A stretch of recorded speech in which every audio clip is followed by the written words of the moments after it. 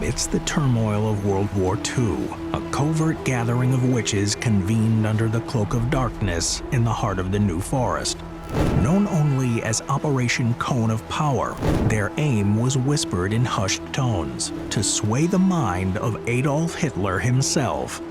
In the shadows of La Massive, they danced with purpose, weaving spells that echoed through the ages. But as history fades into myth, the question remains: did their magic alter the course of war? Or was it merely a figment of collective imagination? Join us as we unravel a tale of power, patriotism, and the secrets buried within the forest's depths.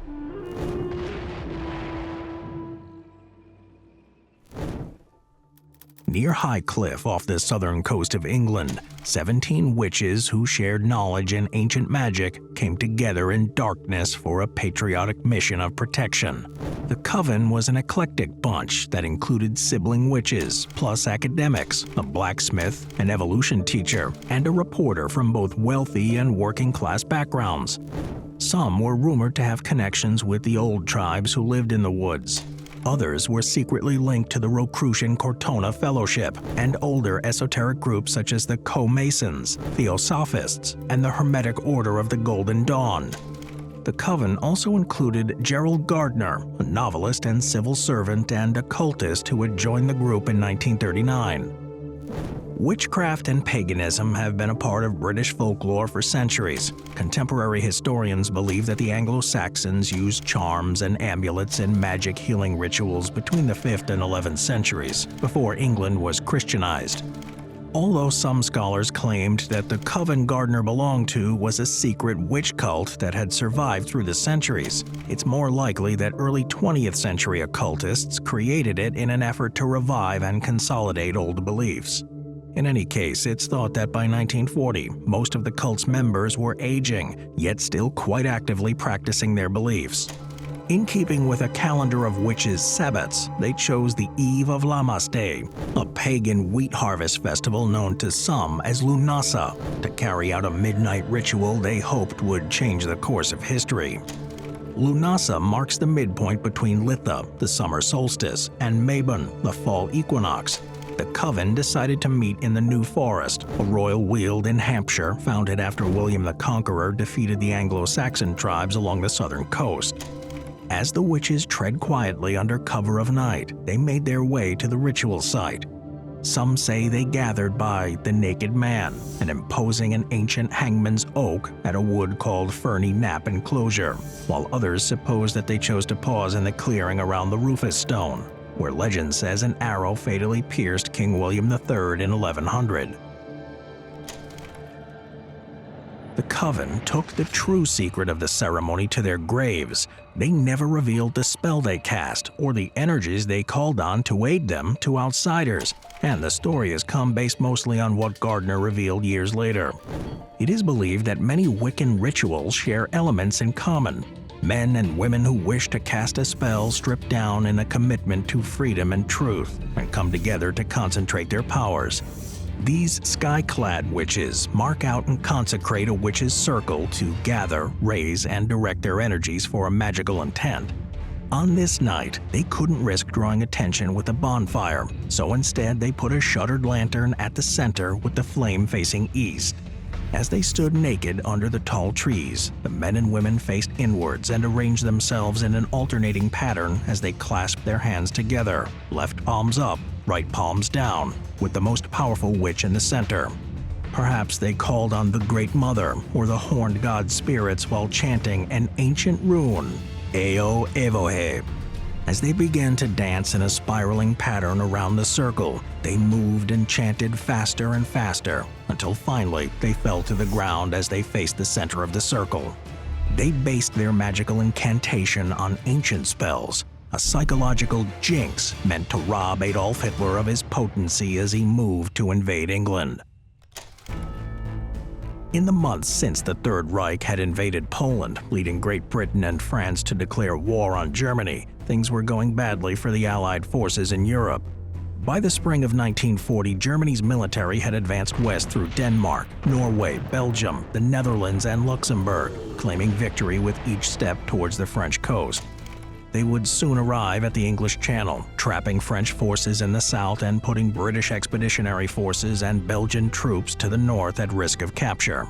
Perhaps fate intervened, because on May 24th the Nazis ordered their troops to halt, giving the British Royal Navy a chance to evacuate more than 338,000 Allied soldiers away from the French port of Dunkirk. The Miracle of Dunkirk, also known as Operation Dynamo, was a morale-boosting win for the Brits, but it was a close call that provided only momentary safety from the German Wehrmacht. Members of Parliament feared that the Nazis had turned their eye toward Britain, and that soon the Germans would invade the vulnerable English coast. As enemy planes flew over England, Prime Minister Winston Churchill would call upon Britons to, therefore, brace ourselves to our duties. With the war effort in full swing, the citizens near New Forest moved to protect their lands with everything from sandbags to barbed wire. A citizens' brigade took shape, and Gerald Gardner, who felt duty-bound to honor his country, became an air raid warden by day, making his home a headquarters for air raid precautions, a civil defense unit of the local Home Guard.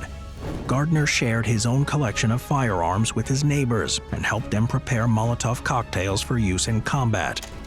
Only a few of his countrymen knew he had a secret weapon up his sleeve, in the form of ancient magic.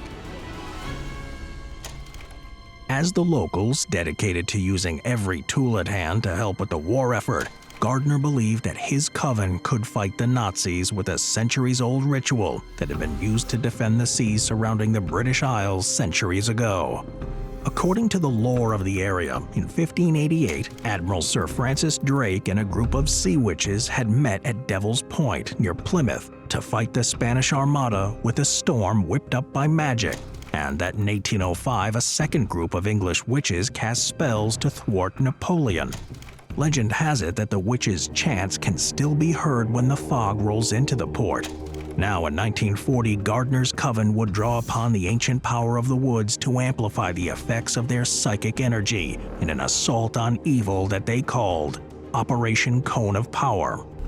By sending a message across the seas, they intended to prevent the Nazis from crossing the English Channel. It's possible that the coven was motivated by rumors that the Nazis had also been using their knowledge of the occult to take control over supernatural forces to gain an advantage in the war, and chose to fight magic with magic.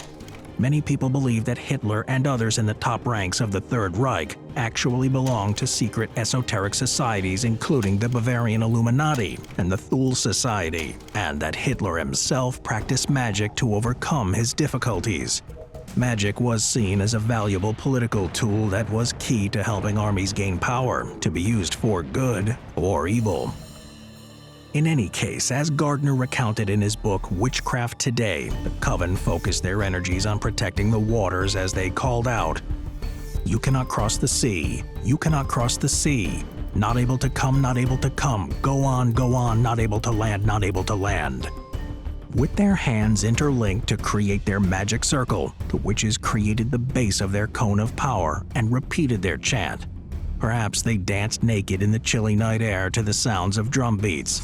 As psychic energy moved up the length of their spines, they entered an ecstatic trance state meant to focus their magical energies. Their spiral dance was meant to raise the spirit of the triple goddess from within each person, so that as the ceremony continued, their energy would pour forth and rise higher to create a cone of power. The witches' intentions would then merge into a psychic field that surrounds them as they experience the creation of the cone, which those with clairvoyant sight would see clearly. They would continue to writhe until the energy was concentrated at the apex of the cone, and finally release the power in unison. They cast the spell as they rushed towards the fire of the lantern. At the point when a witch would collapse from exhaustion, the coven would know that their energy had been directed towards Hitler. In his book, Gardner said, "I am not saying that they stopped Hitler. All I say is that I saw a very interesting ceremony performed with the intention of putting a certain idea into his mind. And though all the invasion barges were ready, the fact was that Hitler never even tried to come." The New Forest Coven cast their spell during a time of great fear, and the Blitz would come to London the next month, in September 1940. Up to that point, the Nazi war machine seemed to be all-knowing, all-powerful, and unstoppable, dominating and controlling most of Western Europe and obliterating any resistance. Yet only 6 weeks after the Coven cast their spell, Hitler reversed course and abandoned Operation Sea Lion, his proposed invasion of the British coast. Germany was unable to destroy the Royal Air Force, and eventually they lost the Battle of Britain. The Nazis never achieved supremacy over Britain in the air or sea, and thus they never invaded British shores. Eventually, Germany moved to invade the Soviet Union and declare war on the United States, with unfortunate consequences for the Nazi regime. Perhaps Gardner and his coven had actually helped turn the tide of the war with their ancient spell. Operation Cone of Power had an added benefit of framing witches as patriots. When Gardner was moving to make Wicca acceptable in the 1950s, the British media was linking that religion to satanic ritual murder. Making note of the Coven's role in the war effort was a clever bit of PR that helped Britons regard Wiccans as fellow citizens and decent people who were willing to sacrifice for their country. Gardner also noted the sacrifice his Coven members made for their country. During the ritual, many danced to exhaustion, beyond reason and safety. The older Coven members were perhaps too weak to perform the ritual naked, yet they took the risk.